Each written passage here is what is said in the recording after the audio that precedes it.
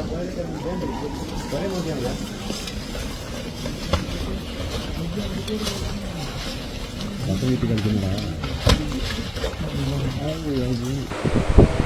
Friends, അസ്സലാമു അലൈക്കും. ഇന്ന് നമ്മൾ കാണിക്കാൻ പോണത് 4 കൊമ്പന്മാരെയാണ്.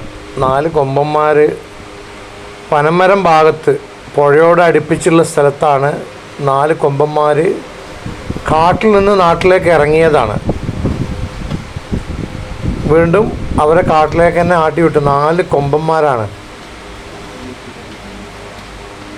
അത് ആ കാഴ്ചയാണ് ഇപ്പോൾ കാണുന്നത്.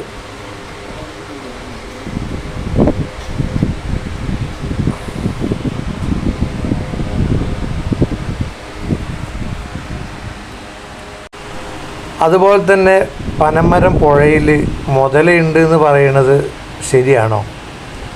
നമുക്ക് അതിനെക്കുറിച്ചൊന്നും അറിയില്ല. ചില ആളുകൾ പറയുന്നുണ്ട് പനമരം പുഴയിൽ മുതലയുണ്ട്, അതുകൊണ്ട് കുളിക്കാൻ ഇറങ്ങുന്ന സമയത്തെല്ലാം സൂക്ഷിക്കണം എന്നെല്ലാം പറയുന്നുണ്ട്.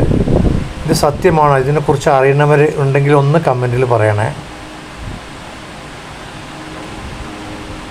അതുപോലെ തന്നെ ഏകദേശം കഴിഞ്ഞ വർഷം ഈ സമയത്താണ് ഈ വഴി ഇതിലെ കരടി ഓടിയത്.